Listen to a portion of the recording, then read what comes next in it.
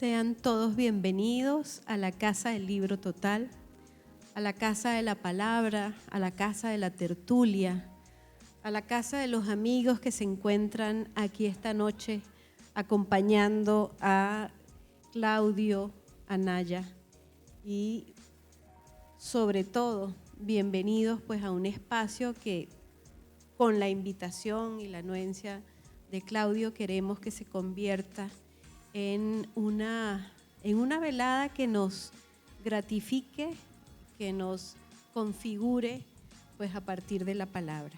Y eso que nos reúne hoy precisamente, esa palabra compartida, es en ocasión del lanzamiento del libro de crónicas Humo de la Hoz.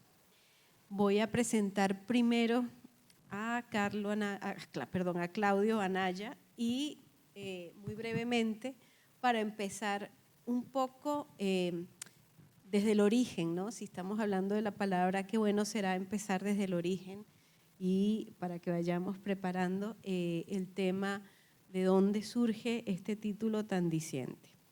Bueno, Claudio Anaya es el responsable de contenidos literarios y culturales dentro de la programación cultural y editorial de la Fundación Vericuetos, Colombia.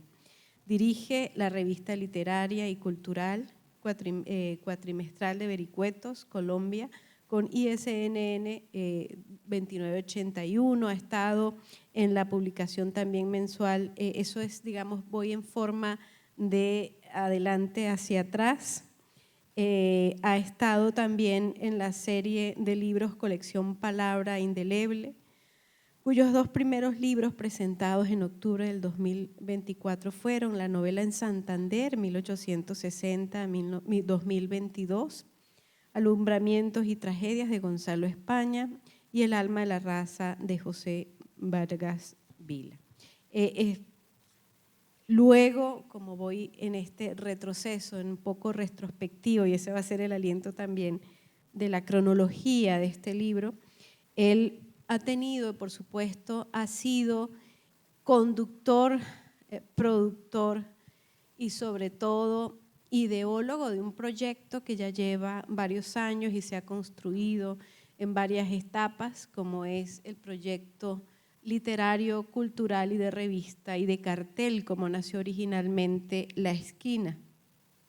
La Esquina tuvo 3 momentos, 36 ediciones, ¿sí? Desde el 2002 al 2009, luego 36 ediciones desde 2017 a febrero del 2020 y 27 ediciones en su tercera época.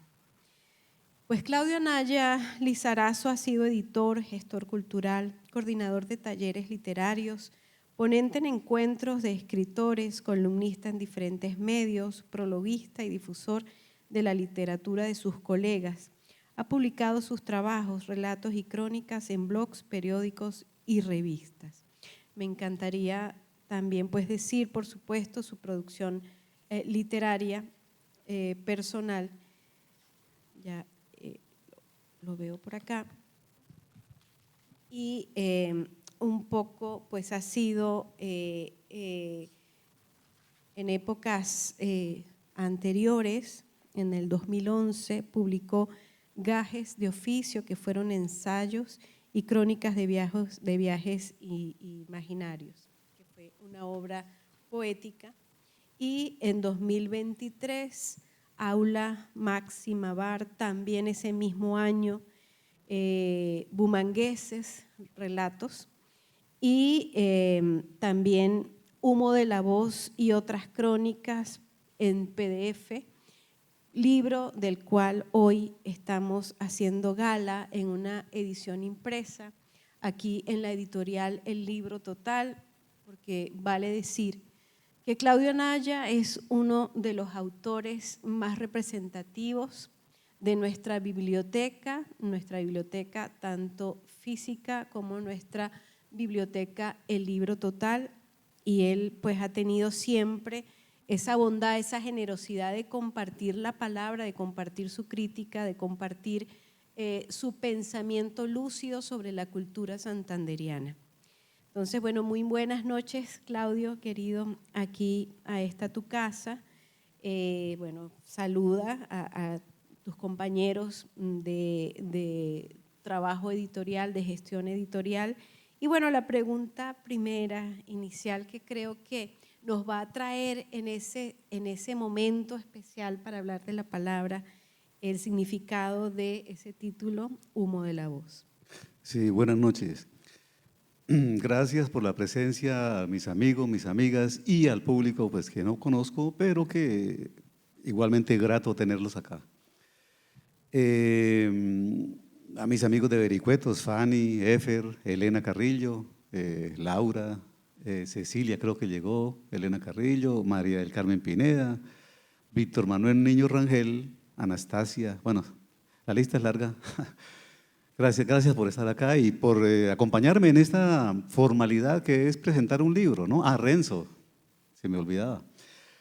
La formalidad de presentar un libro y también como el deber de iniciar a hacer las relaciones sociales que todo libro debe tener, ¿no?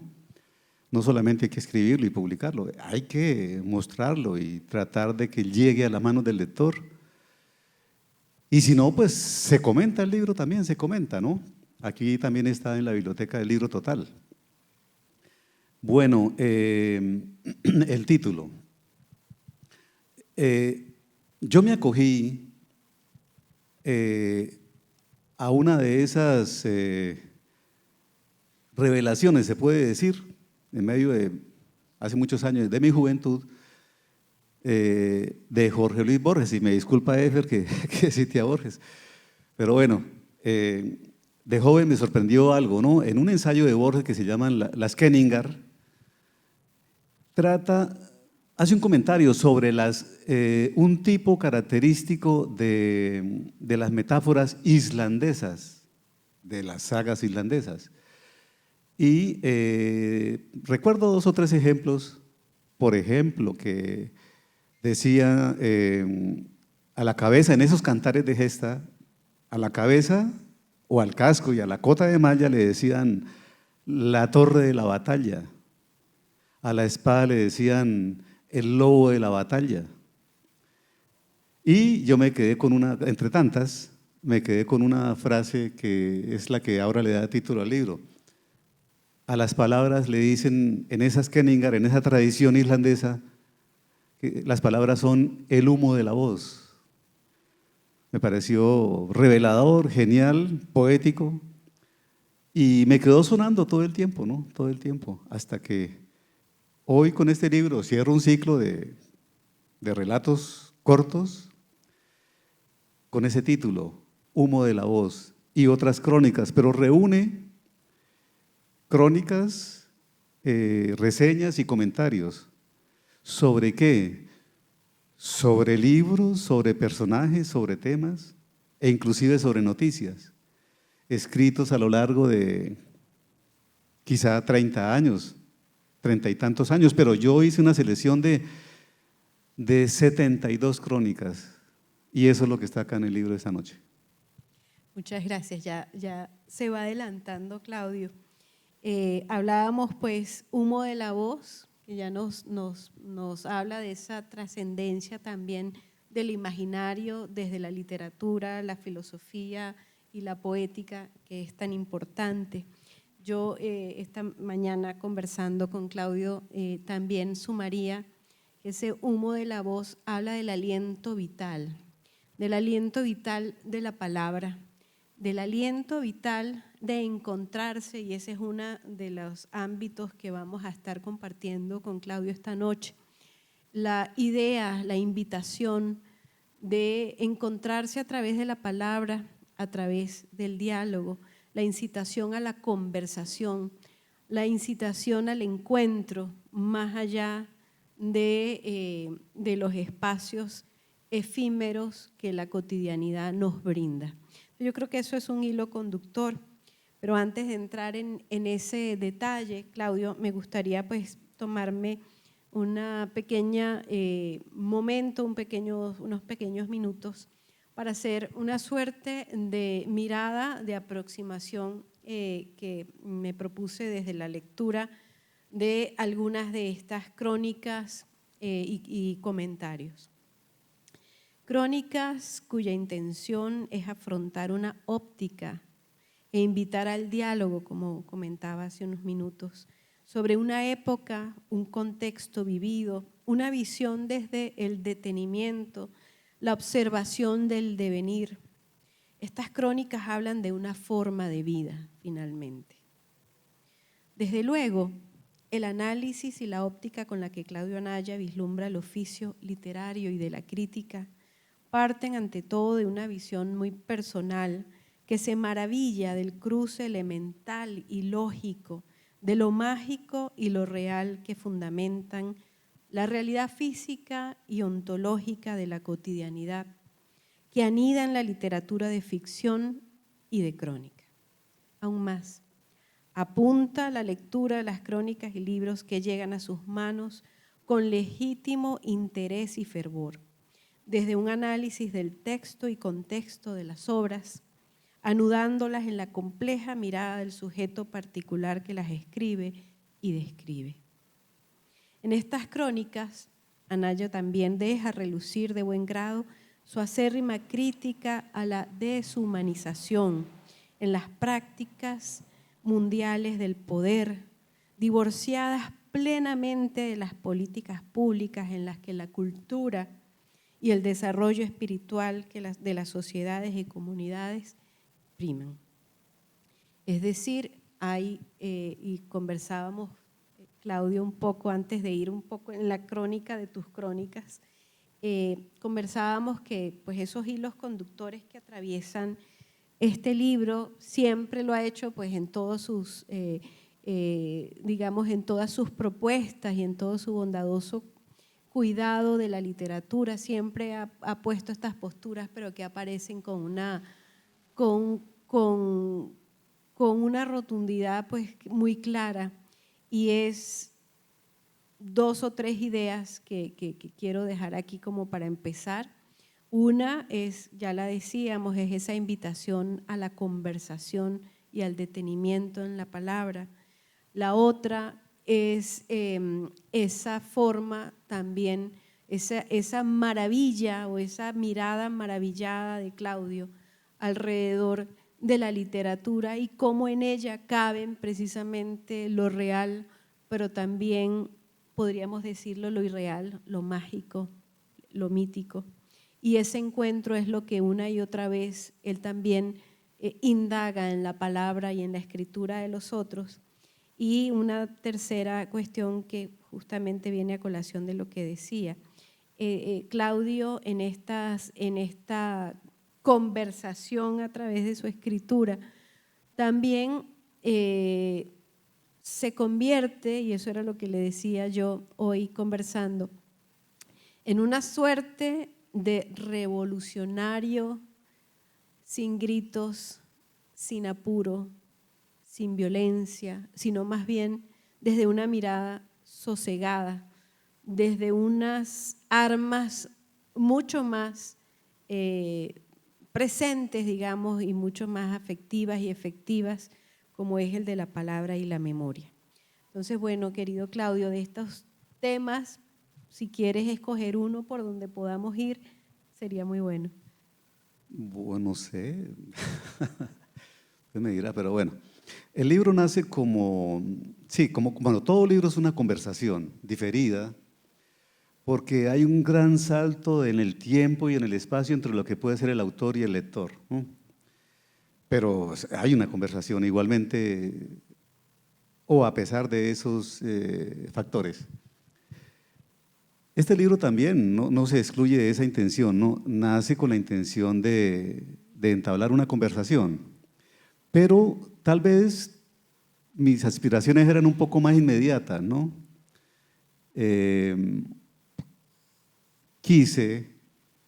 Quería aportar a la tertulia en general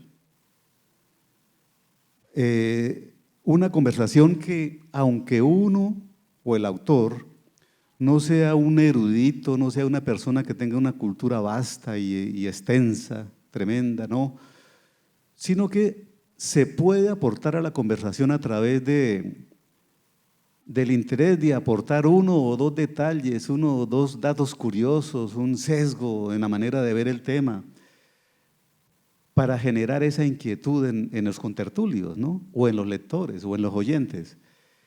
Esa es el alma del libro. Y por eso son crónicas, reseñas, comentarios y ensayos muy leves, porque no lo sustenta un bagaje, digamos, muy amplio, ¿no? Lo sustenta el deseo de comunicar, el deseo de elevar el nivel de la tertulia, de la conversación. Ese es el libro y bueno, ¿qué más sería? Pues podríamos, sí, justamente como para apuntalar desde el libro todo lo que estamos diciendo, esa necesidad de palabra, pues de los dos momentos y de los dos núcleos que Humo de la Voz está compuesto. Precisamente el primero, Humo de la Voz, que son las crónicas del 2019 al 2021. Quiero rescatar, pues por supuesto que tiene colación o viene a colación a esto que estamos diciendo y donde la palabra es protagonista. Y es ese carácter reflexivo que Claudio pues, ha hecho gala todas las veces y en todos sus años. Hay una de las crónicas que dice, leer y escribir, ¿para qué? Voy a leer algunas ideas de acá y creo que por ahí podríamos hilar, ¿no? Claudio en esta crónica piensa, digo yo, que la palabra desinteresada ha sido desplazada. Por eso cobra vigencia el ejercicio, y aquí lo cito, para llenar de sentido una existencia o reconstruir millones de vidas destrozadas por las circunstancias que les impone el actual sistema. Cierro citas. Y en particular se debe hacer el ejercicio de la palabra, leer, pensar, escribir, publicar, hablar, en esta suerte de mantra que propone Claudio, para ir en contra de la persecución perpetua de la solución de las carencias materiales. Abro comillas, se debe reflexionar y escribir para tratar de modificar a un mundo con su desbocado fervor matemático, su culto a las cifras y las medidas. Se debe leer, pensar, escribir, publicar, hablar, para que la gente abandone en parte la adoración a lo contable o acumulable y los sueños de la producción y las eficiencias a ultranza. Por aquí, pues, discurre esta pequeña pero muy concisa crónica, Claudio. Entonces, ahí hay un punto de vista que es desde el que hemos estado partiendo esta noche. ¿A dónde más puedes llevarnos a través de esa idea? ¿A dónde más qué? Sí, ¿a dónde más puedes llevarnos a través de esta idea de que leer, publicar, hablar es esa necesidad de rescatar un sentido de la vida diferente? Bueno, sí, eso es como una propuesta, ¿no? ¿Cómo llamarlo? Como una quinta esencia de lo que debería ser la vida, ¿no?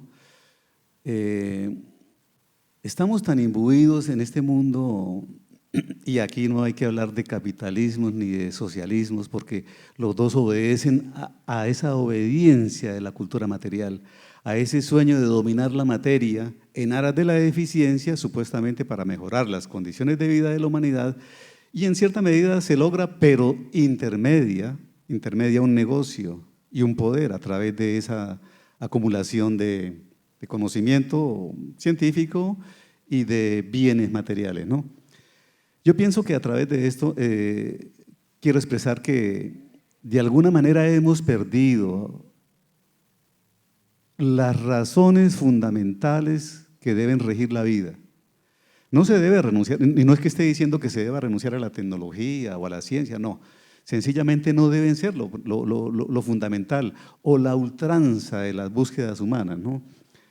Perdimos esos ámbitos espirituales, y cuando digo espirituales no me refiero a la religión, sino a esa parte metafísica, que fue la que nos liberó y nos separó de la naturaleza, ¿no?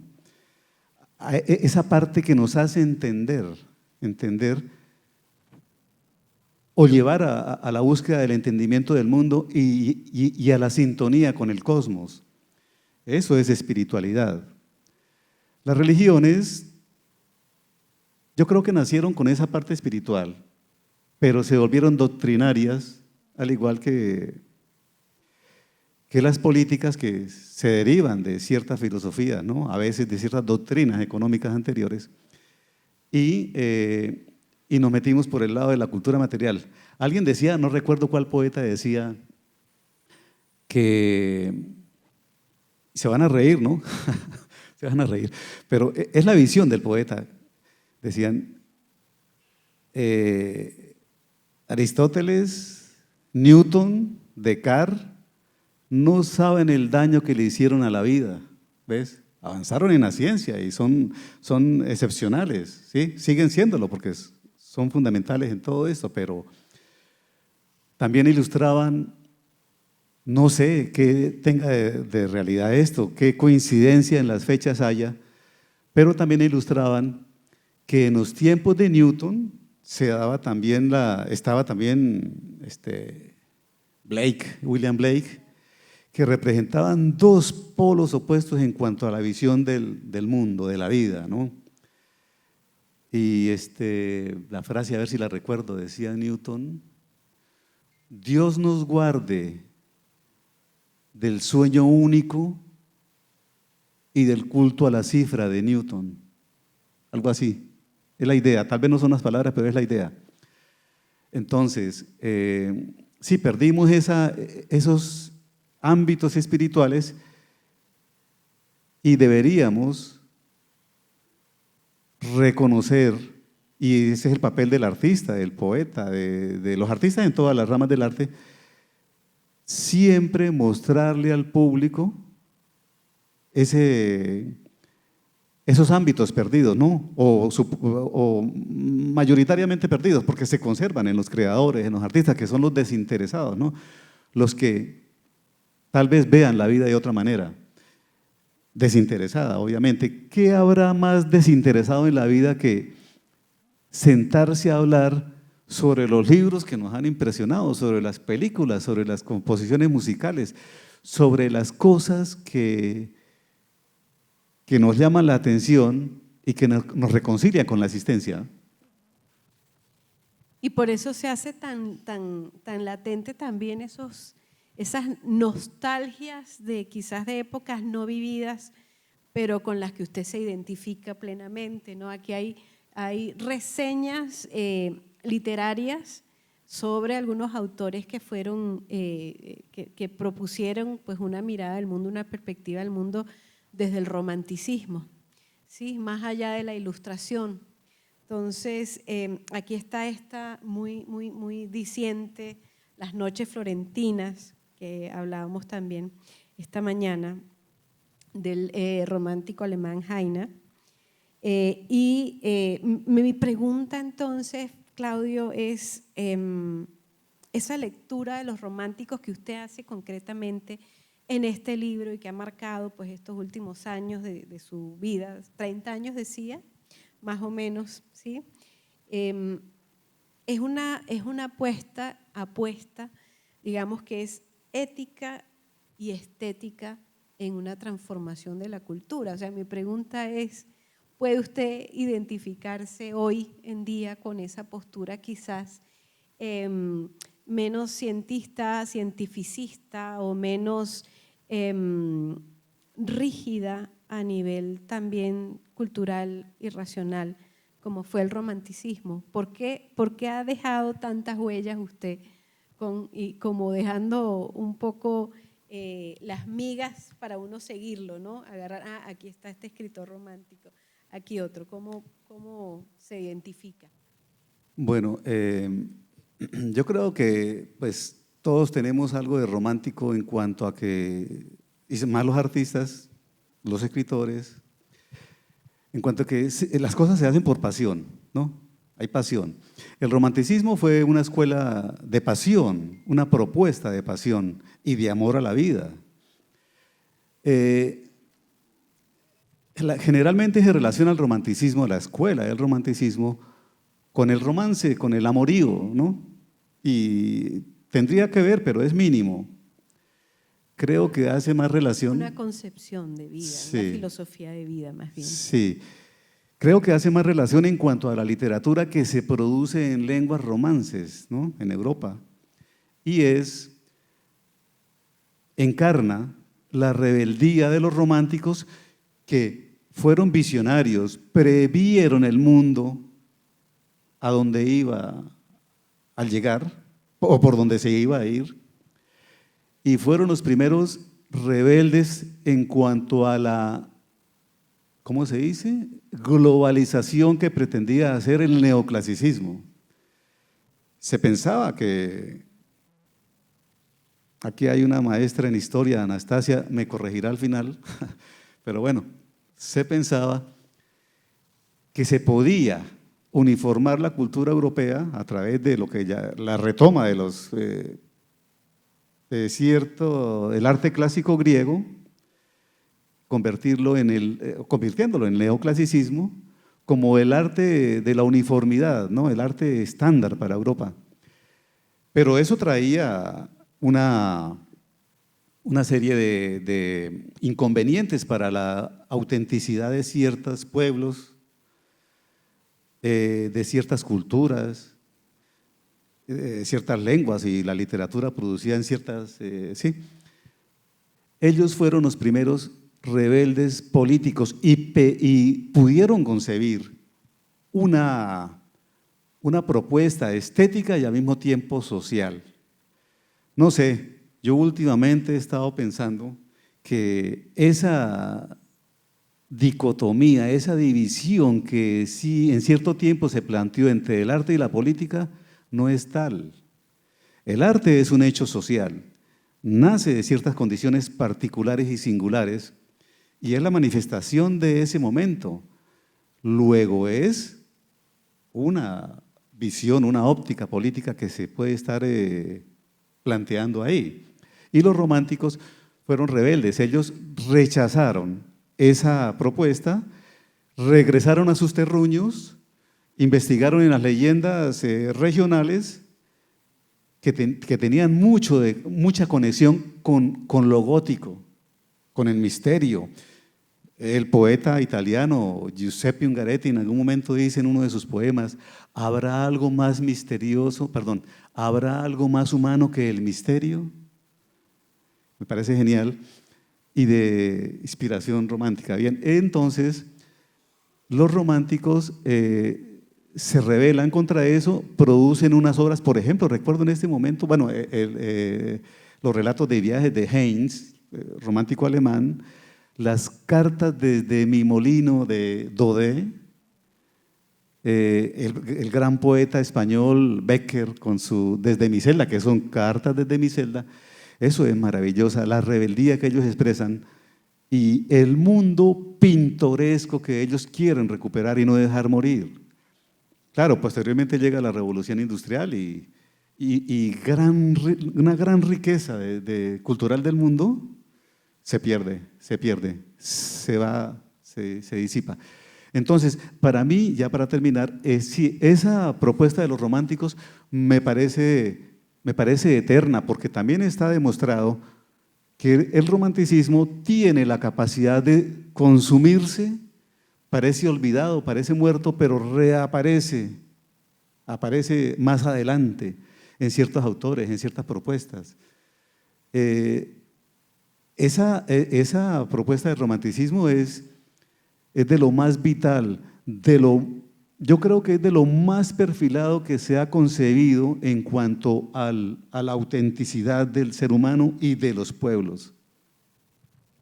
Y precisamente le hacía esa pregunta porque he descubierto, Claudio, quizás en las lecturas que había hecho suyas anteriores a estas críticas, a estas reseñas que propone, estas crónicas, no había notado como esa identificación, ¿no? Pues porque Si hay algo que su mirada es como una suerte de postura frente a al vitalismo, ¿no? Por eso decía, hay algo del vitalismo, hay algo de lo vital, de lo primigenio, que cruzó también la mirada romántica. Y por eso me gustó mucho también como en su segunda parte del libro, que ya es Rincón del columnógrafo, que fueron las crónicas del 99 al 2019, hay la primera, la que abre esa parte de las crónicas, se llama Apuntes sobre la leyenda santanderiana, o sobre leyenda santanderiana, perdón. Y me gustó mucho frases como la imaginación primigenia e ingenua tiene sus reductos en la gente mayor. Y no necesariamente podríamos decir en la gente mayor, sino en la gente conectada de alguna manera con ese mundo, no solamente mágico, sino ese mundo atávico, en el que de alguna manera todos, si escarbamos un poco en el inconsciente, también estamos inmersos a pesar de la tecnología. Y era un poco la discusión esta mañana, cómo permanecer conectados con esa memoria mítica y de leyenda propia nos puede permitir un poco avanzar en nuestros destinos. Eso fue una mirada del romanticismo y eso es también lo que pueda pasar al rescatar esas formas de contarnos como puedan ser las leyendas y los mitos. Me quiere, no sé, hablar un poco de esa experiencia suya en el páramo de Berlín, Santurbán, etcétera, donde estuvo allí recogiendo estas maravillosas notas. Bien, gracias sí, por eso, porque me permite hablar un poco de mi historia. Conozco Santander bien. Desde los 4 años de edad mi papá me llevó a viajar, él viajaba y me llevaba a mí desde los 4 años de edad. Y conocí los pueblos y a él le fascinaba mostrarme. Él era un joven campesino que vino acá a la ciudad huyendo también de la violencia y se quedaron acá, pero con la nostalgia de su provincia, ¿no? De su terruño.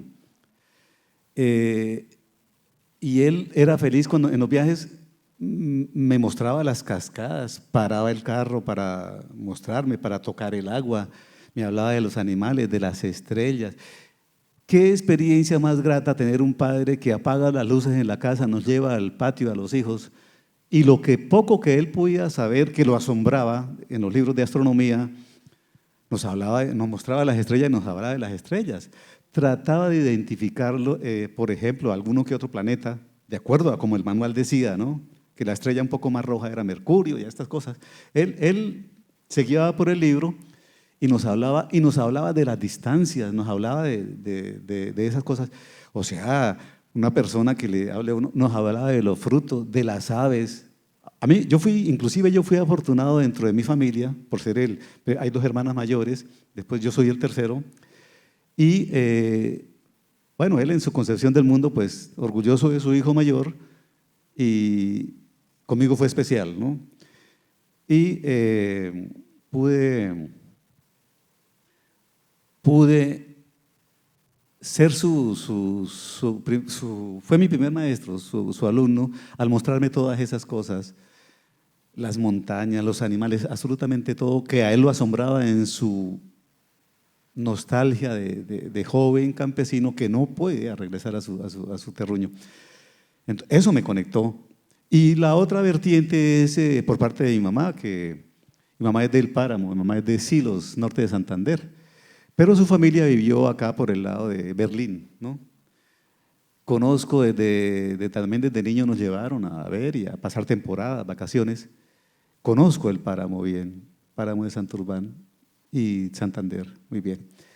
Entonces, esas conexiones me hicieron conocer no solamente la región, sino la gente, ¿no?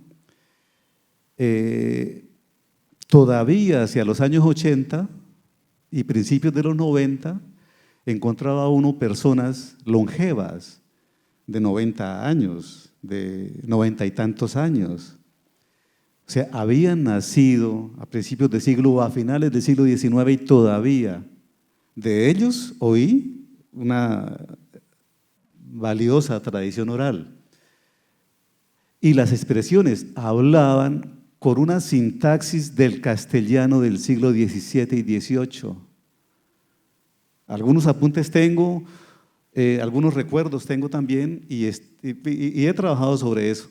Entonces, conozco el páramo, pero la pregunta era, qué pena que me fui por las estribaciones. No, Sí, es maravilloso porque es apunte sobre leyenda santanderiana, tiene mucho que entonces, ver sí, ya. porque es parte de su terruño también. Entonces encuentro esto, encuentro en esos viajes y en todo el desarrollo de esos años, encuentro que el campesino vive en una dimensión diferente, vive con un pie en la realidad y con el otro pie, por lo menos en los años 80 todavía era así, y principios de los 90, un pie en la realidad y el otro en la mítica, en los mitos.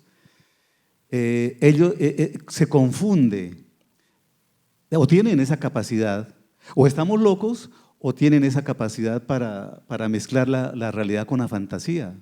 Eso es una mentalidad pues premoderna, ¿no? Pero sobrevivía en los años 80.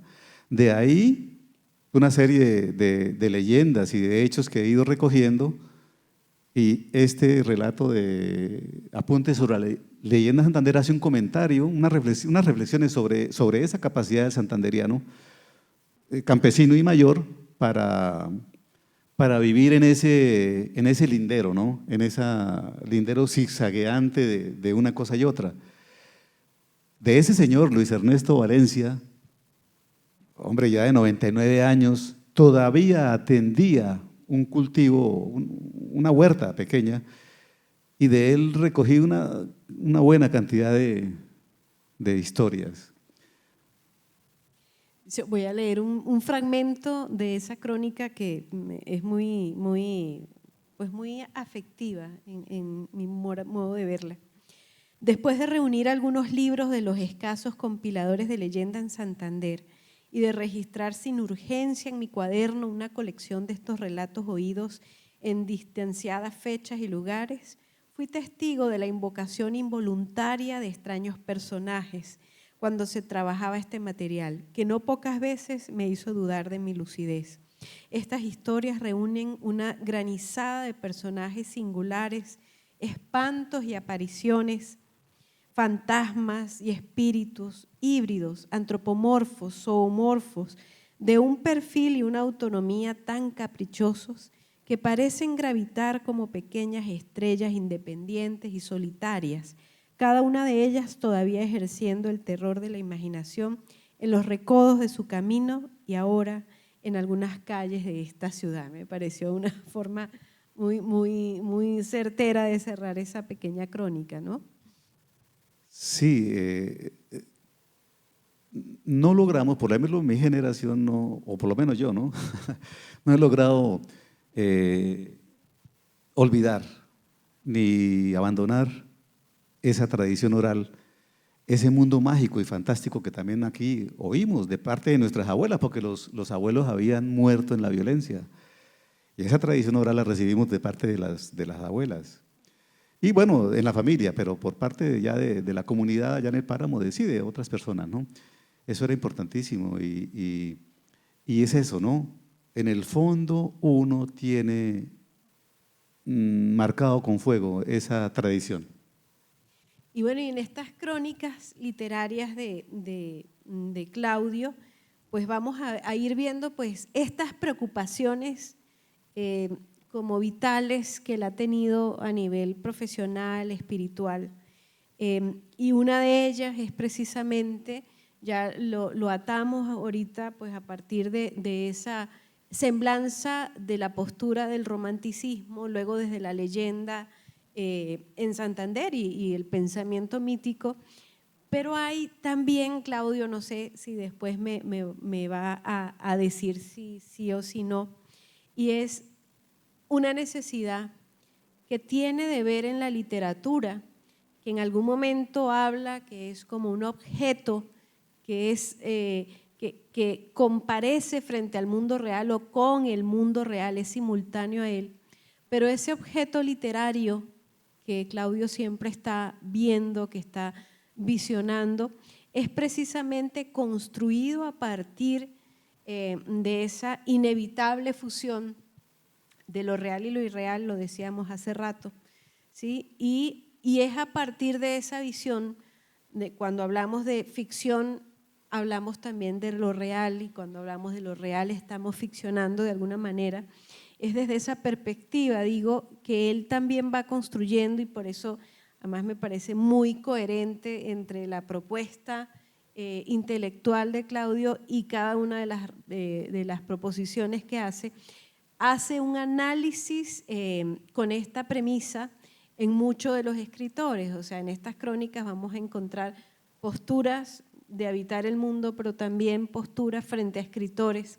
Es así como, por ejemplo, habla sobre Tabucchi, el escritor de Portugal, y su libro Requiem, pero también entonces este hilo conductor de esa inquietud que fusiona realidad e irrealidad, o ficción, literatura e historia propia y común, hace una aproximación también a algunos de los escritos de Arturo Uslar Pietri, ese intelectual venezolano que también propuso desde el asombro, desde el misterio, relatar también los tiempos cruentos y violentos de esa Venezuela rural.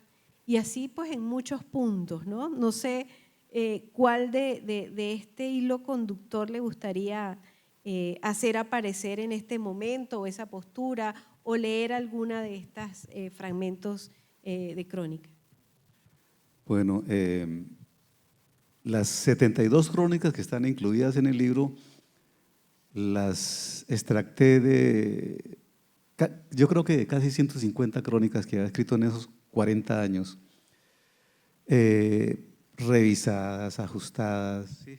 Porque el tiempo entre la escritura de un texto y, bueno, y al leerlo a posteriori, y por eso es bueno guardar las cosas en la gaveta, le hace a uno a ver los ojos con algunos pasos, digámosle, de madurez, ¿no? Algo de madurez se logra y se va viendo con otros ojos y se ajusta. Se puede llegar, que ese sería el objetivo de los escritores, someter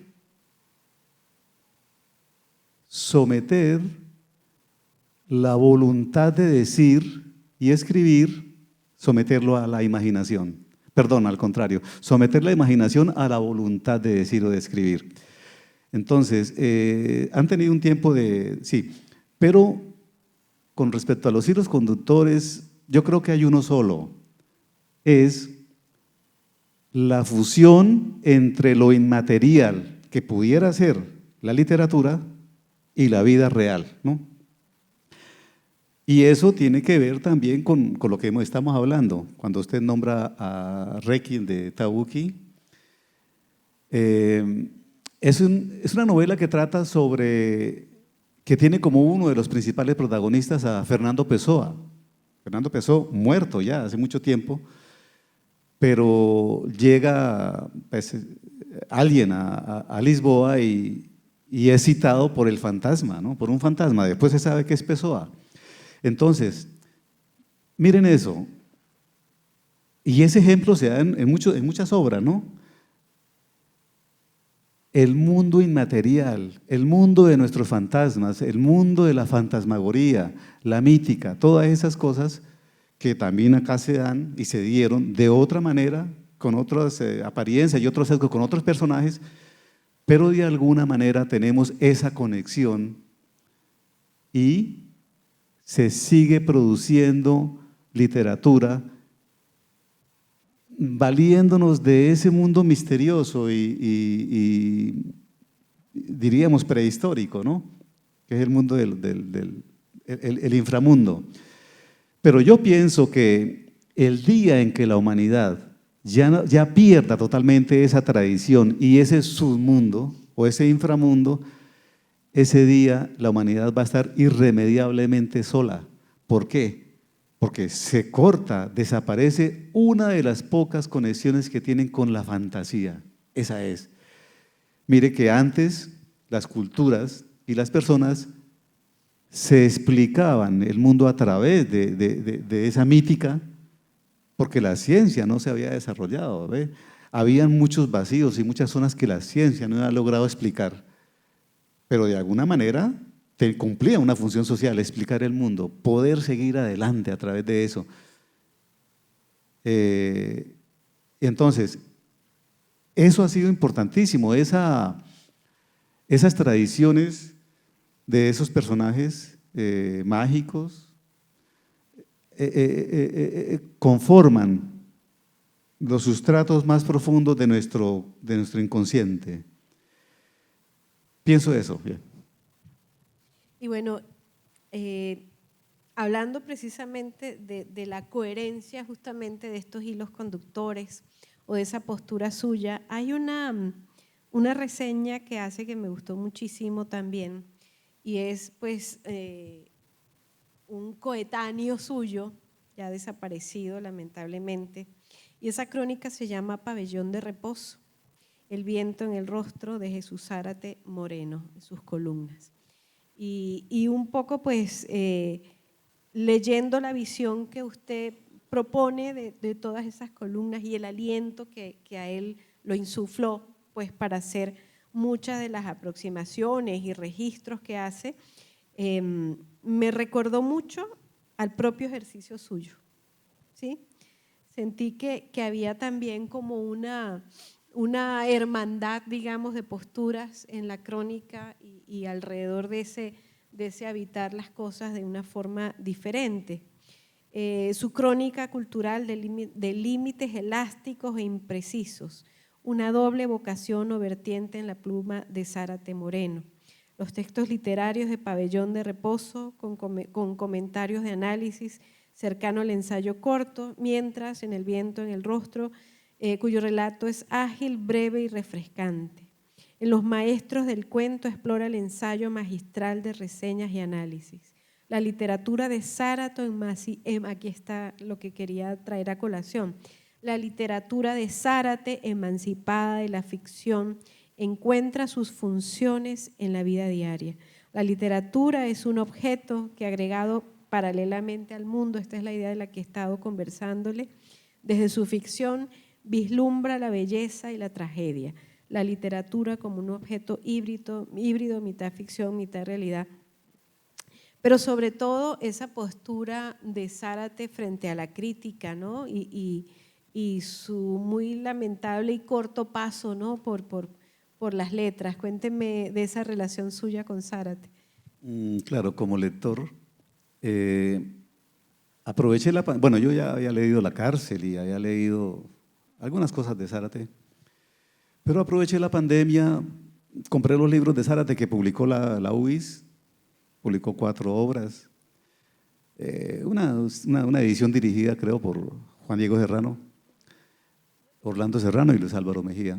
Bueno, conseguí los libros, aproveché la pandemia para leerme los libros, entre muchos otros libros, y encontré, sí, sabía yo de la importancia y de la talla del maestro Zárate Moreno, pero para mí fue una sorpresa grandísima encontrarme un libro que se llama El viento en el rostro, que son 50 relatos de Zárate Moreno.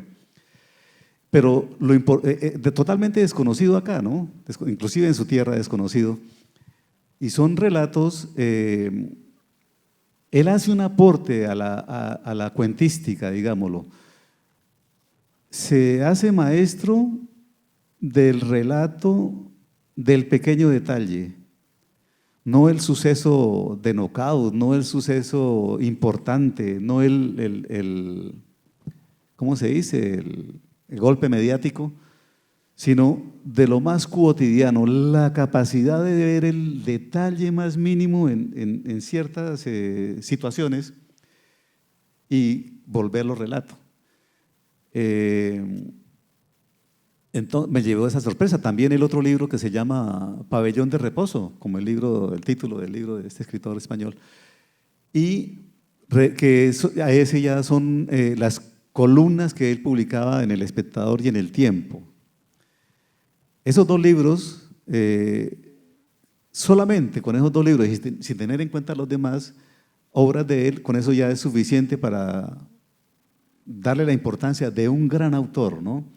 Claro, él nació creo que fue en Málaga, Santander, viajó hacia Bogotá, hizo carrera política, fue empleado público, fue embajador, fue agregado cultural. Él se movió en el mundo, en las grandes esferas, y a través de esas experiencias de fuera de su vida, se dio cuenta que no había subdesarrollo cultural. No, se dio cuenta a través de lo que él vivió y lo que él escribió de afuera, se dio cuenta que lo que se vivía, lo que se podía ver acá y escribir acá, tenía total vigencia y que ese subdesarrollo cultural no existe, es la cultura que se manifiesta. Entonces él hace un aporte a la cuentística en cuanto al relato breve, el relato corto. Y la maestría, bueno, para narrar hay que leerlo para ver cómo tenía un dominio espléndido de las situaciones, de la psicología de los personajes, todo lo que tiene que ver con lo literario. Entonces, fue una sorpresa grandísima, está entre mis libros escogidos y preferidos porque es un maestro de la narración. Y aquí pues desconocido, pero bueno, suena por La cárcel, suena por la otra novela, El cartero, pero como narrador de relato breve, no es conocido. A mí me marcó, sí. A usted todo lo marca, se deja marcar y eso es importante también. Bueno, dentro de esta reunión de distintas crónicas que han tenido pues todas estas temáticas que hemos estado conversando, pues también la poesía tiene un lugar en la crónica de Claudio y es esa poesía en la que de alguna manera, hablando de objetos, hablando de memoria, se vuelve carne a través de la poesía de Luz Helena Cordero Villamizar, Eco de las sombras, ese libro de poesía de la autora santanderiana que tanto usted de alguna manera se encuentra y que tanto usted admira. Me gustaría, si quiere, lea usted, ahora le toca, esta crónica porque me parece preciosa. El relato, la parte que quiera o toda, porque como quien dice no tiene desperdicio, son 2 páginas. Esa es una de las características de cada una de estas crónicas, son crónicas muy cortas. Espero que tengan un poco de paciencia. Sí, Luz Helena Cordero, a mí ese libro, Eco de las sombras, a mí me fascina porque cuando lo leí, pues ella me lo envió y lo recibí con gusto, pero no me imaginaba que la coincidencia entre la propuesta de ella y mi manera de ver las cosas, ¿no? Ella escribe el libro a raíz de la muerte de un familiar, creo que fue la mamá. Entonces, el hecho de regresar a su ciudad natal, de volver a la casa materna y paterna, empezar a buscar en los cajones, en los baúles, empezar a recordar a través de toda esa, ¿cómo se dice? Todo ese museo de objetos que deja una persona cuando muere. Es una retrospectiva y ahí los objetos pierden la vulgaridad en cuanto a objetos y adquieren la dimensión del humano porque cada uno de ellos se convierte en un enlace, en una puerta o una ventana para acceder a lo que fue la vida, el recuerdo de lo que fue la vida, a lo grato y a lo doloroso, a todo. Entonces eso es regresar y es demostrar que en realidad nosotros estamos hechos de pasado, cargados de pasado. Bien, entonces se llama Eco de las sombras, Luz Helena Cordero Villamizar. La escritura de todo libro es una forma de regreso a una imagen impactante, a una situación que nos dejó su marca indeleble, a una época en la cual se constituyeron nuestros primeros estupores y descubrimientos.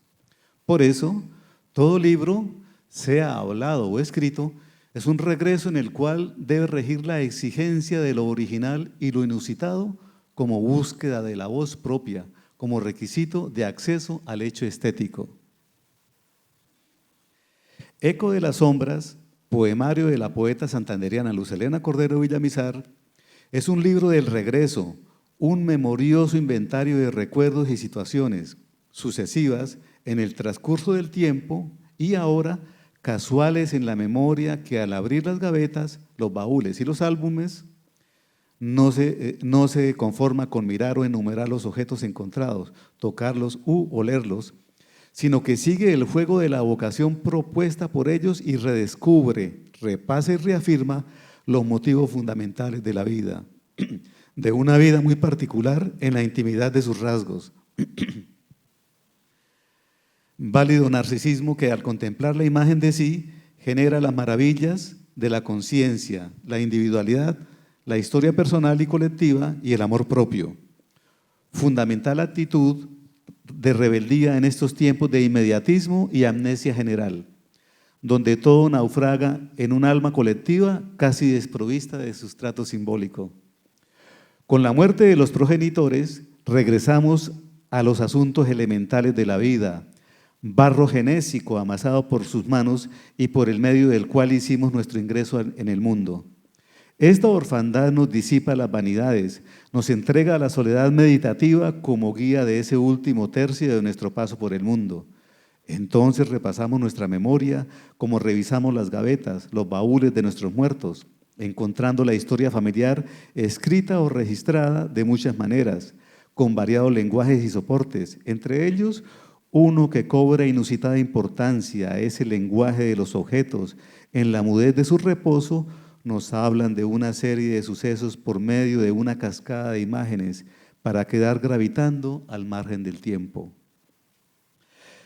Se regresa al nombre original de las cosas para designarlas y para hablar de sus elementales usos y funciones. Sentimos, vivimos, saboreamos así lo raizal, la médula de nuestra visión, encontrada también en nuestra relación con los elementos naturales. El sol en el boscoso patio, los gatos noctámbulos en el tejado, el áspero contacto de la madera de la rústica escalera, la sedosa superficie del papel envejecido, los objetos y herramientas en su lenta oxidación en el lienzo del recuerdo, las fotografías desteñidas, el olor de la ropa clausurada, el sereno de plateados reflejos de la blanda luna en el cuaderno. Gracias. Muchas gracias, Claudio. Y bueno, y así como ronda esta poética de Claudio sobre lo que lee y lo que lee sobre Claudio, hay muchas otras posturas y muchos encuentros que Claudio va a proponer acá. Hay claro, muy divergentes del que estamos leyendo justo ahora, ese halo de la poética de Luz Helena. Y es, por ejemplo, crónicas que les puedo recomendar, como Reptilianos, muy acérrima, muy lúcida también, y que tiene que ver pues con esa propuesta de fundamentar una experiencia personal del habitar en el lenguaje, pero también en el espíritu, más allá, como ya había dicho Claudio, de la cultura material, de la cultura del sostenimiento a partir de la productividad, etcétera, etcétera. Yo quiero, pues Claudio, con esto no cerrar, pero sí darle espacio a todos los contertulios tuyos que conocen y a veces también les hace falta descubrir algo nuevo, ese aleteo nuevo en el estómago, haber escuchado o de pronto haber pormenorizado algunos temas que están en tu escritura. Así que bueno, invitamos a todos los presentes a hacer pues algún comentario, alguna lectura, alguna solicitud también a nuestro querido Claudio Anaya.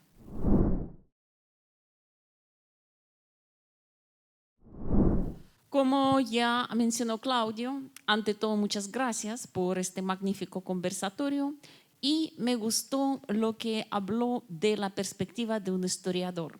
Sí, la perspectiva de un historiador, ¿en qué consiste? Como se sabe, los seres humanos somos tan imperfectos que con frecuencia no nos gusta no solo el país en que vivimos, sino también la época en que vivimos. Por eso casi siempre solemos idealizar las épocas pasadas. Por ejemplo, lo que usted habló del Renacimiento. Creía que ya esta Edad Media fue una pérdida de tiempo, hay que regresar a la antigüedad clásica, al clasicismo y todo estará perfecto. Pasó un tiempo y los románticos, por el contrario, comienzan a idealizar la tan odiada por los clasicistas Edad Media, diciendo sí, en aquella época todo era valor, caballeresco, juramento de honor y no este espíritu capitalista, este espíritu monetarista que nos está agobiando tanto. Pues como se sabe, hoy posteriormente se vuelve el interés por la época romántica, ya idealizan a ellos mismos. Y por eso yo a veces pienso, ¿y qué pensarán de nuestra época? Seguramente en el futuro habrá una etapa en la que la odiarán, en la que por el contrario la elogiarán. Eso es lo que yo pienso. Buenas noches. Bueno, Claudio, para mí de verdad un placer escuchar el relato de tus libros, porque sé que son experiencias muy notables que han marcado, como dicen, la vida. Y es muy placentero también a través de estos escritos conocer un poco de la historia, no solo del hombre, sino de sus costumbres, de sus ideas, de sus ideales también. Y en este momento traer a colación otros escritores que nos han permitido ver también esas épocas. Así que, Claudio, para mí de verdad un placer poder hacer estas lecturas que de alguna manera también enriquecen lo que nos va a marcar a nosotros en un futuro. Muchísimas gracias por este día y por presentarnos esos escritos que son como los hijos tuyos. Gracias, Cecilia, muy gentil. Aprovecho esta oportunidad porque yo tengo experiencia participando en tertulias desde hace muchos años. Recibo innumerables referencias bibliográficas. Se nutre uno de la perspectiva con la que otros tertuliantes leen y transmiten su percepción. Pero he identificado como un vacío en el ejercicio de la tertulia. Y se presenta la obra, se da el conocimiento de la percepción del lector y cada quien se va para su casa, sin discusión del contenido, sin una crítica de esa obra. Y uno no sabe si al irse para la casa los participantes se llenan de la curiosidad de ir a buscar ese libro presentado o no. Y el ejercicio muere en el ratico que se leyó. Creo que sería fundamental tomar una forma de tertulia distinta a la de compartir los libros como novedad literaria y con la lectura de su autor y la perspectiva de su autor, a pasar a algo más profundo y hay que buscar el mecanismo de decir, hoy vamos a debatir el libro Humo de la Voz, lo leemos 5 personas y venimos a contravertirlo y a leerlo y a hacer el análisis del libro. Eso sería una oportunidad también para no dejar perder el valor del libro. ¿Ya? Sí, yo quiero agregar algo. Sí, tiene toda la razón, Fanny, pero también hay que tener en cuenta que tal vez esa sea un poco más la práctica del taller de lectura, ¿no? Que ya no sería un encuentro así un poco más casual o informal como este, sino ya es con base en una lectura común, recetada, y es lo que hacemos en los talleres. Claro, el taller de lectura tiene mucho que ver con el conversatorio, ¿no? Es un intercambio de ideas, ¿sí? Sí, entiendo que deberías ser el público un poco más activo, pero es que hay que tener en cuenta la época que estamos atravesando. Tenemos, lo digo en el buen sentido, tenemos un monstruo con la tecnología y las redes, un monstruo que acapara la atención, el interés, sobre todo de las nuevas generaciones. Y competir con ellos es bastante desnivelado, ¿no? Pienso yo que, y me acojo a la idea con algo, con mucha esperanza, de que la cultura siempre ha sido un relevo de élites. Élite no en el sentido de que solo algunos poderosos tengan derecho a la cultura, no, élites en cuanto a que el medio actualmente se roba al público y quienes estamos acá somos una secta de afiliados, de interesados en esto, desinteresados pero interesados en la literatura, en la cultura. Esa élite, eso nos convierte en una élite, somos una élite y siempre ha sido así, aunque hubo un tiempo en que entre el siglo XIX y el siglo XX, hubo un tiempo en que era vigorosa la industria editorial, ¿no? Ya los tiempos han cambiado, las expectativas cambian con la tecnología y ya no es como eso. Pero sigue dándose el relevo generacional de élites. Históricamente, para no alargar, pero históricamente revisamos y vamos a encontrar que una gran parte de lo que conocemos como cultura universal se salva por las élites. O sea, sí sería bueno ser más activos, pero por lo menos estamos resistiendo. Estamos resistiendo y le vamos a pasar la posta, le estamos pasando la posta a los jóvenes que se acercan. Creo que eso. Sí, finalmente, además, estos lanzamientos son esos incitadores iniciales, ¿no? En el que se da la noticia, la buena nueva, que hay algo nuevo que leer y que pensar para justamente conjuntarse y leerlo en común, me parecería como la apuesta, ¿no? Sí, adelante, ¿quién? Claudio, para felicitarlo muy especialmente por su libro. Yo he leído sus libros y me han gustado mucho, soy una fan número 1 y me gustó mucho la forma como lo contaste y ya lo leeré para poder debatir y poder de pronto hacer la crítica que dice Fanny a futuro. Me encanta como sigues con esa vehemencia de hacer libros y sigan adelante tus libros. Gracias, Laura, muy gentil. Buenas noches. Un Buenas. saludo, Claudio, y muchas felicitaciones porque a través de todos estos años, y nos conocemos hace rato, su vocación ha estado intacta y se ha alimentado año tras año y esto es una prueba. Compartimos muchas vocaciones literarias, entre esas Borges. Cuando hablaste de los Kierkegaard, me enganché, Humo de la Voz.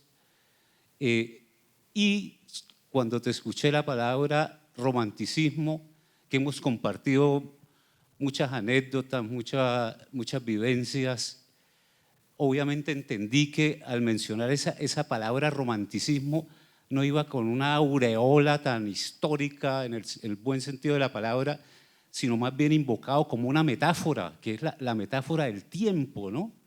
Porque si lo vemos crudamente, la historia es un mecanismo inamovible que está ahí, que recuerdo que decía Borges que de pronto hablar del pasado es alterarlo un poco, pero ¿en qué medida se puede interpretar, no?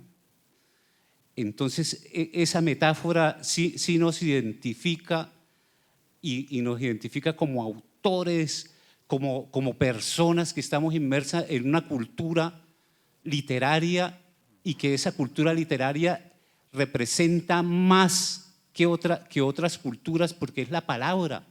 La palabra transforma, la palabra recrea, la palabra convoca, y cuando se hace escrita no se necesita hacerle una crítica inmediata porque lo escrito está.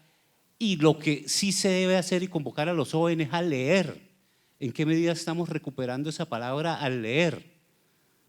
Ahora, si vamos históricamente, siempre se omite algo en ese mecanismo histórico literario que es el modernismo, que decía el mismo Borges, esa gran literatura, ese gran movimiento que hizo tantas literaturas, ¿cierto? Y ahí en ese movimiento literario, yo hablaba con Daniel ahora, está la dimensionalidad. ¿En qué medida esto es una dimensionalidad en el tiempo y en el espacio? Lo felicito, Claudio. Bien romanticismo, bien estética. Gracias, Vito. Sí, con Vito fuimos compadritos hace mucho tiempo, amigos de hace mucho tiempo, pero la vida va marcando los caminos y nos vamos dejando de ver, ¿no?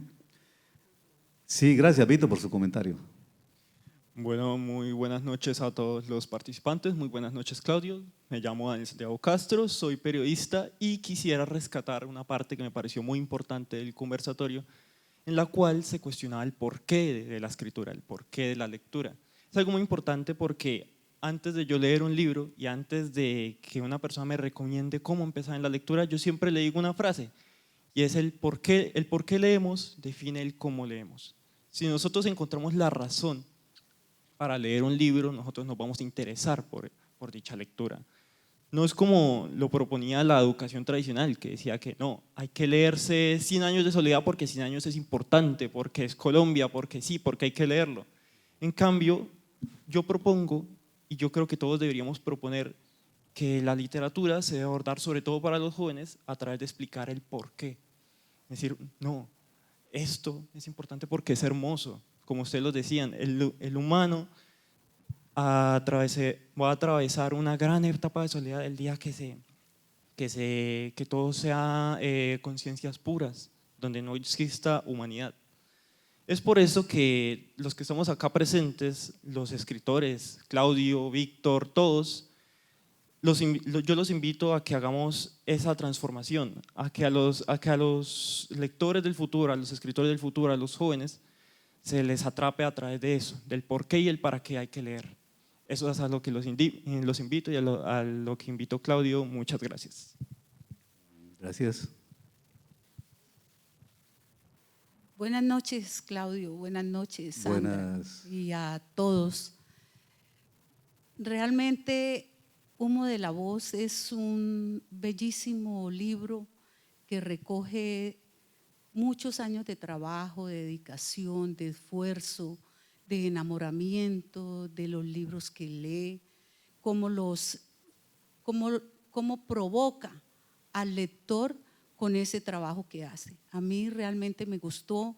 Yo he sido lectora de sus columnas y fui distribuidora de La Esquina cuando lo hacía en papel, y muchas cosas había leído, pero Humo de la Voz es como si uno no conociera, volviera a empezar ese tipo de lecturas, ¿no? Me encantó el libro lo puede dividir el lector como quiera, ¿no? Ahí empieza suave, después se vuelve más fuerte su palabra, después viene toda su visión de mundo frente a los distintos acontecimientos que se viven. Bueno, trae los escritores santandereanos más importantes, trae escritores europeos. Es realmente un libro que nos obliga, como dice Daniel, a contar el por qué y el para qué, ¿no? De alguna manera nos referencia o le mostramos al otro cuál ha sido la existencia y por qué vale la pena vivirla, ¿no? De alguna manera ese libro es muy valioso.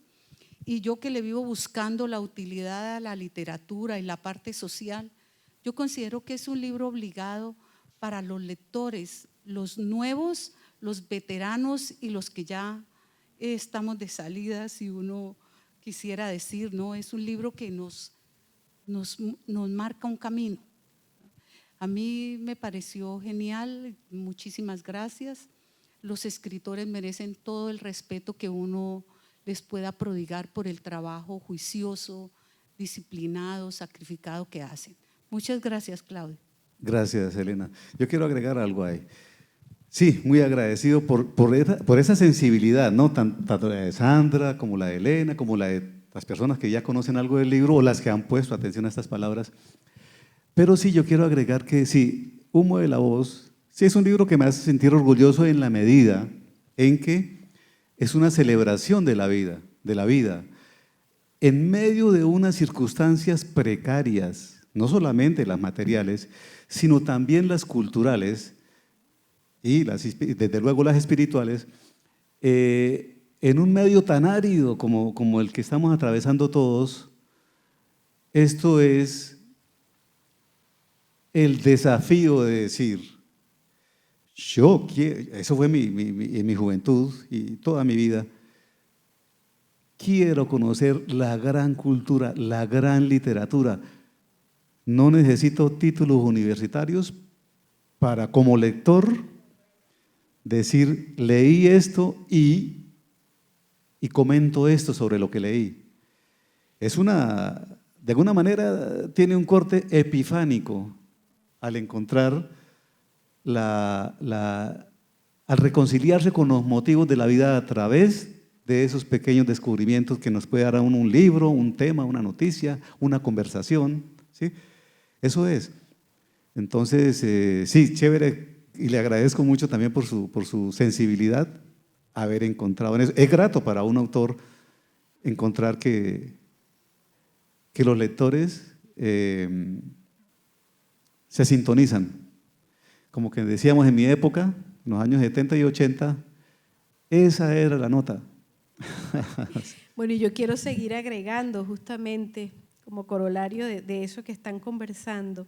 Este libro se siente por el recorrido vital suyo durante todos estos años, se siente como una suerte de diario personal, una suerte de bitácora y confesionario de sus posturas, de sus vivencias, de sus razones de ser y de mirar las cosas. Es decir, no solamente son crónicas literarias que hablan sobre el mundo, sino que creo que también hablan desde el espíritu que cruza a Claudio Anaya como escritor, como crítico, como acompañante del mundo de la literatura y la cultura. De verdad que es un libro que tiene esa suerte no es un punto final, pero sí es un punto de inflexión, ¿sí? Siento que finalmente haberlos publicado bajo este formato, bajo libro, ha traído, y como decía Elena, se ha leído durante mucho tiempo algunas de sus crónicas, pero es esta edición, es esta conjuntar estos 72 momentos y estancias, le da esa vigencia, ¿no? Esa vigencia y esa absoluta apuesta por una perspectiva muy personal. Entonces, de verdad que celebro eso, Claudio. Gracias, Sandra. Bueno, aquí tenemos, muy buenas noches, Julio. Buenas noches, mi nombre es Julio Peña. Realmente, Claudio, lo felicito. El Humo de la Voz es un nombre muy poético. Y realmente lo que usted decía, hay una parte que me gustó, decir que hay que leer, pensar, crear, ¿sí? Y someter la imaginación a la escritura. Prácticamente es un ciclo, ¿sí? Yo lo hago con la pintura, ¿sí? Someto la imaginación aunque el término es bastante fuerte, para pintar. De ahí yo pienso que viene de la época clásica y neoclásica, viene ese proceso, ya que hoy habló su merced de todo ese proceso creativo que me parece genial. Con referencia a la parte de la lectura, pues sí, hay casi la gente ya no está leyendo, está mirando el celular, pero eso es una responsabilidad de nosotros. Por lo menos yo en mis talleres comienzo con 10 minutos de lectura, así sea de arte, y a veces me extiendo, comienzo con 10, 20 y voy aumentando poco a poco, creando esa necesidad. Y yo pienso que esa es la que hay que hacer, porque la inmediatez de este mundo es terrible. Y lo que decía su merced del sometimiento que nos dan todos, así sea demócratas, si sean socialistas, de todo, nos someten. Siempre hay un conductismo que usted lo acaba de dar, hay que pensar. Pienso yo que eso es valedero. Y gracias por la hora.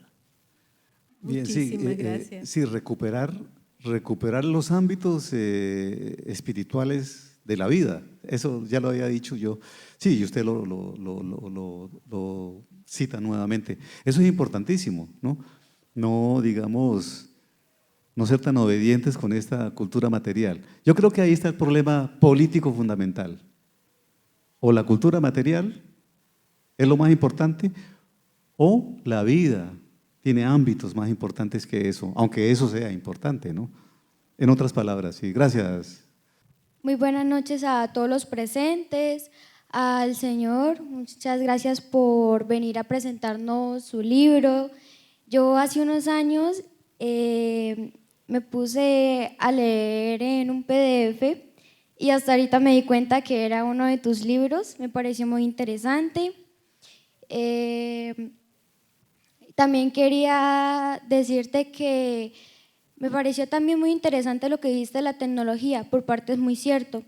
Ahorita los niños, los adolescentes, incluso los adultos, empiezan con su teléfono, celular, con su tablet, computador, electrónicos, y no se interesan mucho por los libros, lo que me parece que las personas deberían empezar a crear un ámbito de la lectura, aunque sean 20 minutos, unos 10 minutos, e ir agrandando hasta que sea 1 o 2 horas de lectura, dependiendo del tiempo que tengan, claro.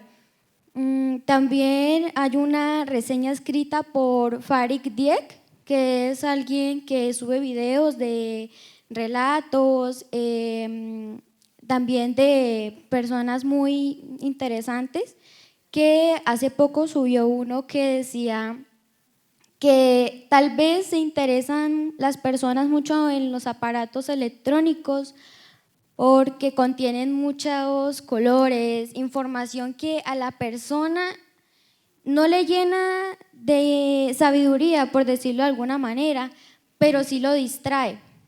Mientras que no ven la magia de los libros, que nos llevan, por así decirlo, a un mundo mágico, nos lleva a conocer otras ciudades, regiones, tiempos de antes, que para mí me parecen muy interesantes. También hay otra parte que dice que los niños deberían también leer libros. Hay muchos libros para niños, así no sepan leer. Hay unos que son didácticos, coloridos, y creo que deberían los jóvenes, los adultos, empezar a leer más libros, más llenarse de conocimiento y llenar más rápido ese ámbito de la lectura, que para mí, yo creo que para los que estamos aquí presentes, es muy bonito, interesante, didáctico. Gracias. Gracias, sí. Gracias. Quiero qué maravilla. agregar algo aquí muy breve. ¿Cuál es su nombre? Juliet. Bien, gracias Yulé por estar y por participar. Sí, hay que tener en cuenta, sí, eso hay que hacerlo, hay que no desfallecer en cuanto a la promoción del libro y la lectura, pero hay que tener en cuenta que este mundo tecnológico ya no regresa, de aquí la tecnología no regresa, va avanzando. Luego tenemos que tener en cuenta que debemos adaptarnos a ese nuevo mundo tecnológico y tener en cuenta también que esta tecnología de ahora nos obliga a reconceptualizar lo que es el libro, o sea, un nuevo concepto de libro. El libro no solamente es el cubo de papel y cuero y tinta, el libro actual de PDF, etcétera, otros lenguajes, es libro, sigue siendo libro.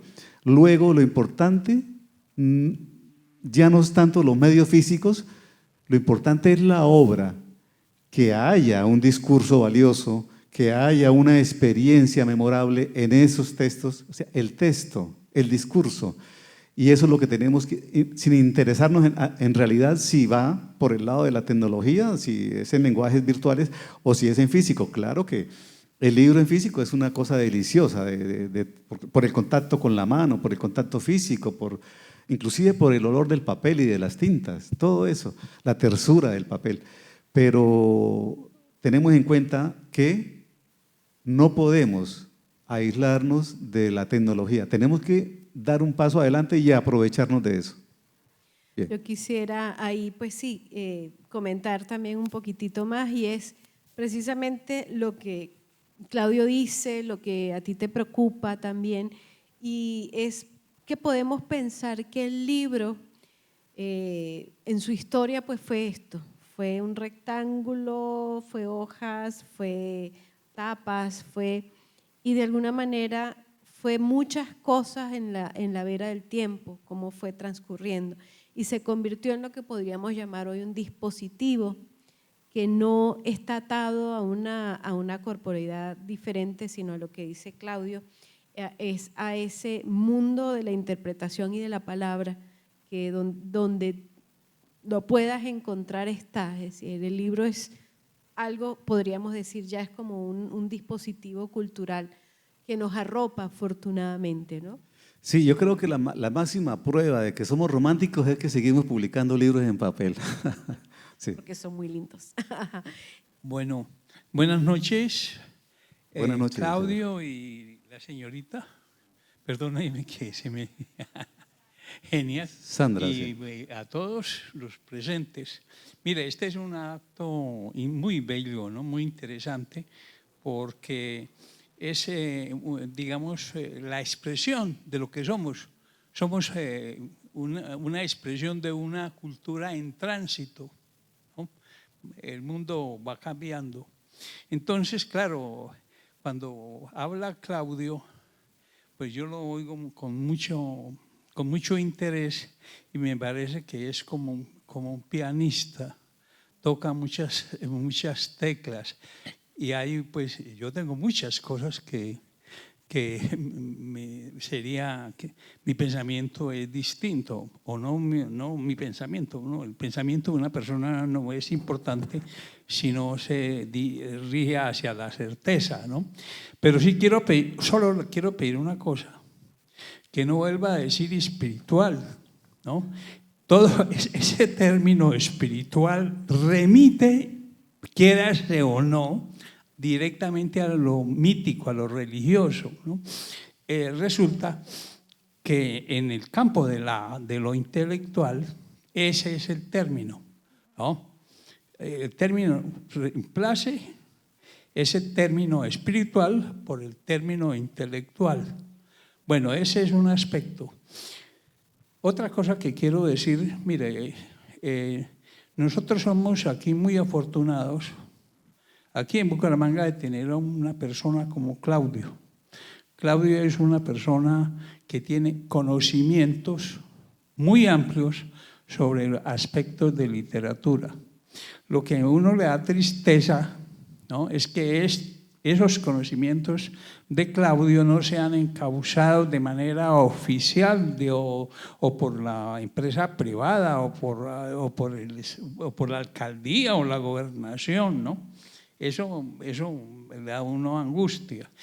Yo le deseo, Claudio, que siga por ese camino y le deseo larga vida, realmente, para que quede, digamos, esos registros, todos esos conocimientos que usted tiene y otras personas que nos dedicamos a otros campos los encontramos maravillosos, ¿no? E inclusive los deseamos.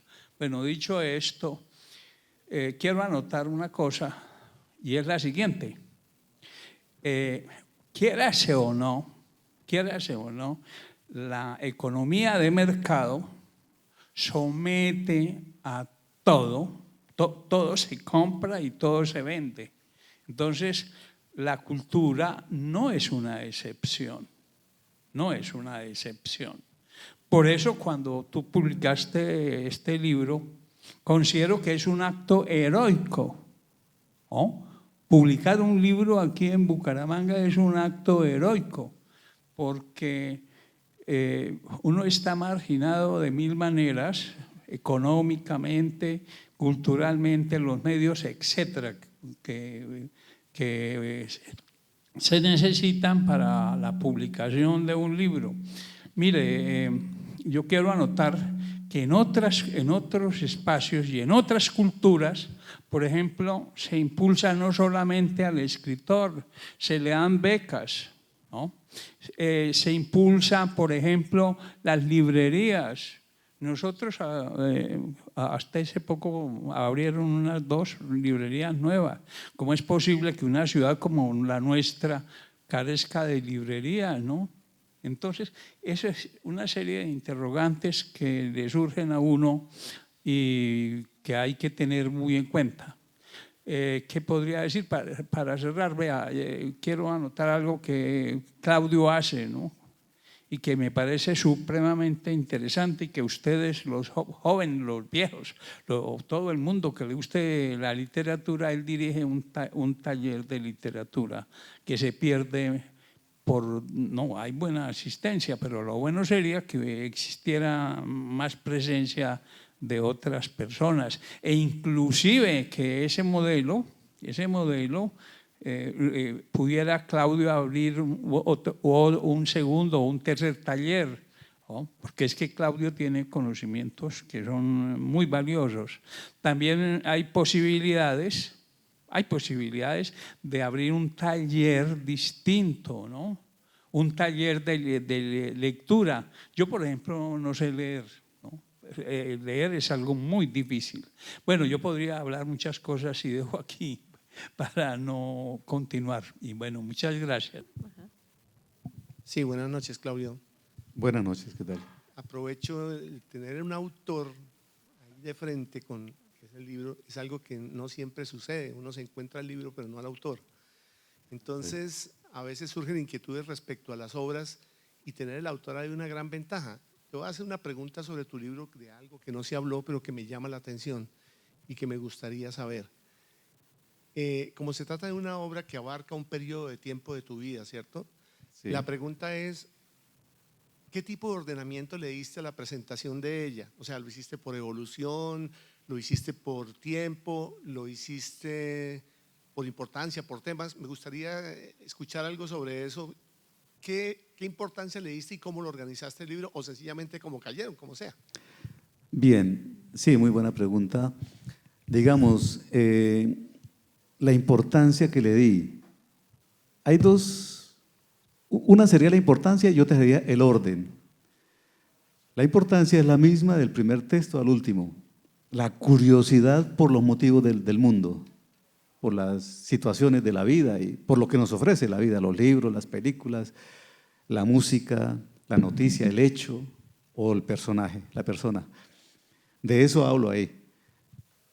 Yo le decía a Inés, mi esposa, que con el tiempo quien se acerque a este libro, pongamos dentro de 50 años, dentro de 100 años, si alguien por casualidad lo encuentra en el libro total, Y dice, bueno, ¿cómo eran los escritores de esa época? Y se acerca y lo mira. Le dije a Inés, va a encontrar la semblanza de lo que fue la vida en la Bucaramanga de esa época. Pero no la vida o la historia no contada a través de la noticia de vanguardia liberal, ¿no? Sino contada a través de las inquietudes, de las curiosidades de alguien que pasó por este mundo y por esta tierra y que quiso conocer el mundo mucho más allá de su frontera, ¿no? Entonces, esa es la importancia. Y el orden, yo desglosé su pregunta en dos niveles, importancia y orden. El orden es retrospectivo. Sobre la primera crónica, cayó encima la segunda y la tercera, de manera que cuando usted abre el libro, donde empieza la primera crónica, en la página 15, algo así, usted encuentra la última crónica de ese periodo, ¿no? O sea, hacia atrás va encontrando las fechas cada vez más anteriores hasta que llego a la primera crónica no que escribí, sino que seleccioné de 150, seleccioné 72 crónicas, que son las que considero que deben quedar, ¿sí? Pero, sí, de la actualidad, retrospectivo, de hoy a ayer. ¿Cómo antecede una crónica a la siguiente? Y no hallé un orden cronológico, sino hallé fue importancia en el trabajo, en el año, no sé, me imagino que tiene que ver con su gusto al colocar el orden. No, bueno, es válido lo que dicen los lectores, válida su apreciación, porque es la experiencia que usted tiene al leer el libro, ¿sí? Y yo ante eso no puedo, digamos, antes tengo que agradecer, ¿no? No puedo ponerme a que no, qué tal. No, pero el hecho real y físico es que como ustedes ven ahí está el título y debajo hay una leyenda, un texto que cita, como una especie de pie de título o algo así, que dice en qué fecha se publicó y en qué medio, porque se publicaron en diferentes medios, blogs, periódicos, revistas, etcétera, o muchos son textos leídos sencillamente que no se han publicado.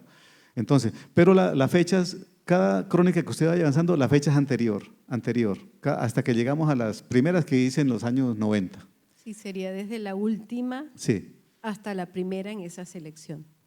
Sí, y la importancia es sencillamente que yo escogí de esas 100 y pico, escogí estas porque fueron las más que considero vigentes, que van a tener vigencia y las más logradas, las mejor logradas. Y pertenece a dos bloques, ¿no? Dos bloques. El primer bloque que encuentran se llama Humo de la Voz. Y a la mitad del libro encuentran el otro bloque que es anterior, que se llama Rincón del Columnófago, que era mi sección dentro del periódico La Esquina. Actualmente les comento, estoy reuniendo también lo que por curiosidad uno tiene que escribir, uno no puede dejar de escribir, y las estoy agrupando, como las escribo a máquina, las estoy agrupando bajo el título Desde mi vieja Remington. Qué bueno. Sí, y ahí ya llevo unas buenas decenas de comentarios. Gracias. Bueno, Claudio, yo creo que un poco ya para como que dar este pase al cierre, a veces no queremos terminar estas charlas, ¿no? y esta manera de comunicarnos, pero hay en la literatura de Claudio, justamente hablando de la memoria, de la impronta, del contexto, en esos 3 libros físicos que ha publicado desde el 2023 hasta acá, como es Aula Máxima Bar, como es Bumangueses y ahora como es Humo de la Voz, un hilo conductor, un protagonista que es preciso. Y él decía hace un ratito, ¿cómo van a entender esta literatura cuando la lean en 100 años? Y ese hilo conductor es Bucaramanga. Y es como Claudio habita desde la nostalgia de lo vivido y lo que no vivió también, desde el registro cotidiano, esa ciudad, ¿sí? Esta ciudad y sí, por supuesto, como es una crónica particular, va a ser parte de un tejido de lo social y de lo cultural de la Bucaramanga de finales del 20 y todo lo que va del 21. Que conste que dije que todo lo que va y seguirá pasando del 21.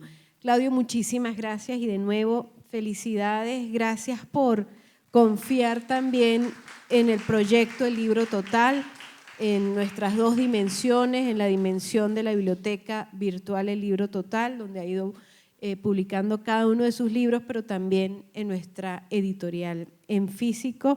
Y bueno, le agradecemos realmente por eso, Claudio. Siga escribiendo, siga trayendo sus cosas y yo estoy muy convencida que vamos a seguir haciendo proyectos en conjunto. Gracias, Sandra, gracias al público, gracias a la Casa del Libro Total, a sus funcionarios que muy atentos y muy eficientes y a todos, a todos.